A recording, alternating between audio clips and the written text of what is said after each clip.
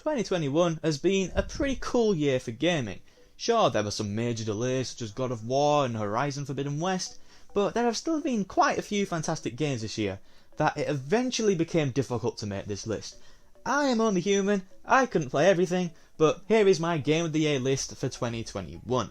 So let's get straight into this.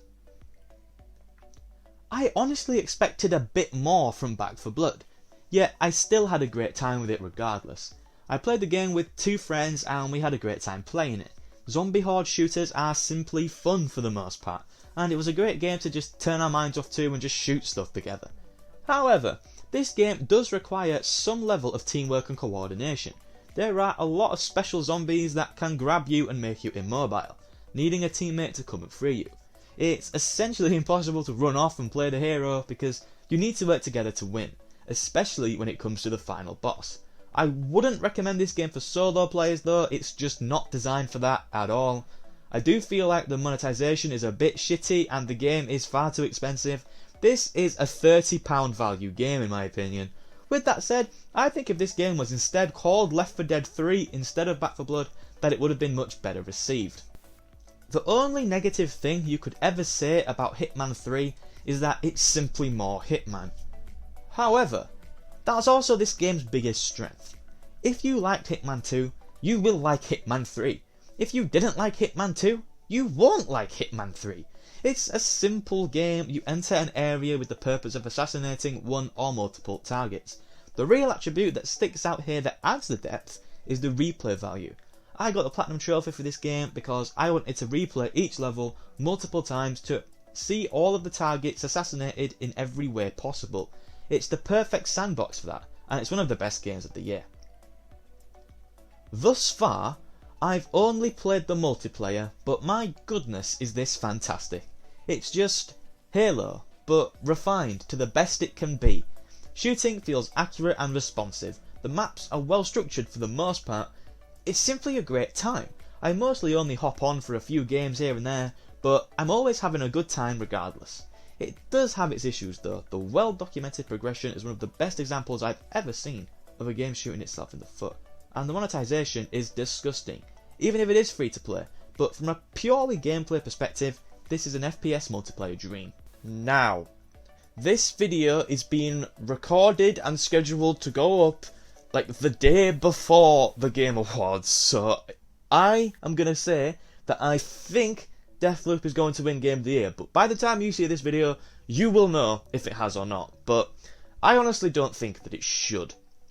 It's a great game, but when I started getting perfect review scores, I was a little confused. It's an ambitious game, and I'll always commend that, but it's somewhat limited beyond that.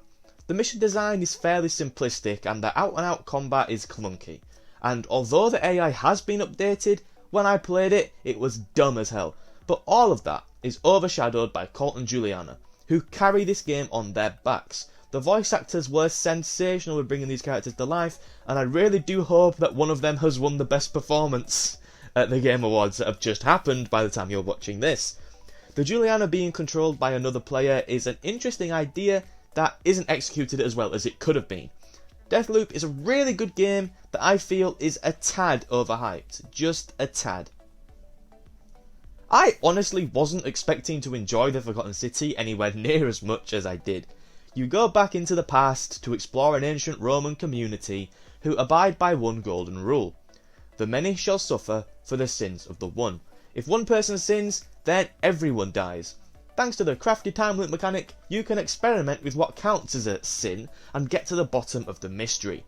The game is essentially 9 or 10 side quests that are interconnected together before you eventually have to start the loop and complete the events in a certain order to reveal the truth.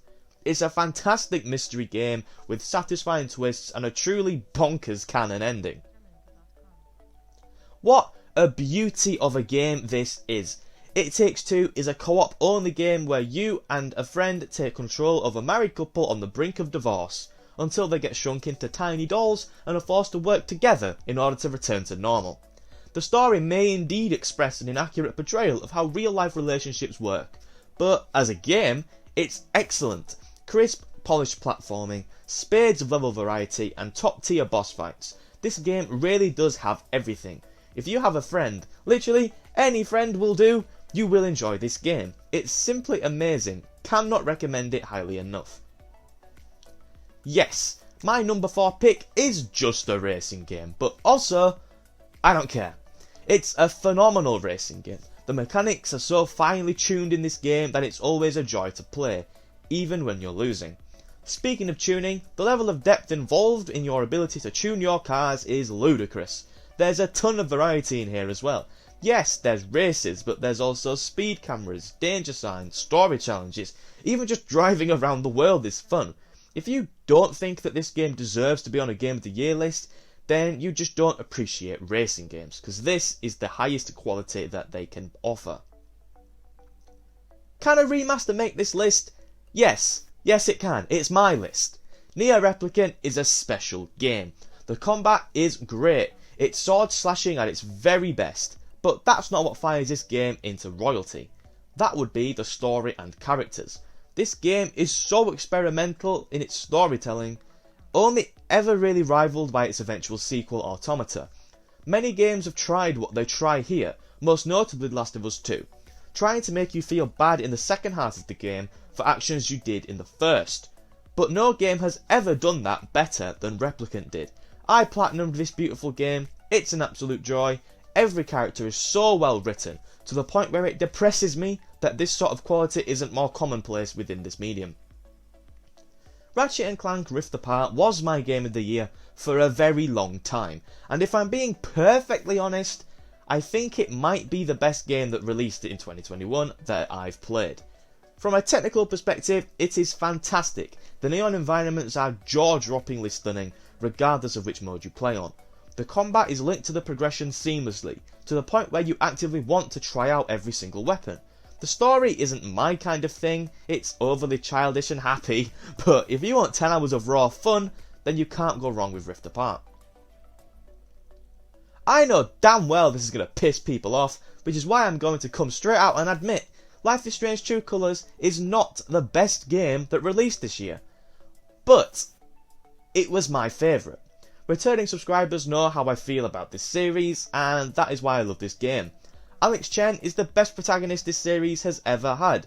Haven is the best setting this series has ever had, and the supporting cast is arguably the best the series has ever had. The game is just so beautiful in almost every way, and the story goes in some really interesting, though somewhat predictable places. Whilst I must admit that True Colours isn't the best game to release this year, I simply have to acknowledge that it was the game I had the best time with, and that is why it tops my list. So those are my picks for the 10 best games of 2021, or at least the 10 games I enjoyed the most.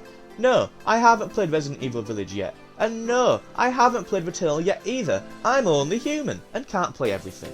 But if you want to eventually hear my thoughts on those games, then make sure to subscribe, because I upload fantastic gaming videos every single Friday, and if you enjoyed the video, then make sure to leave a like, as it would be greatly appreciated by me. Have a nice day, and goodbye.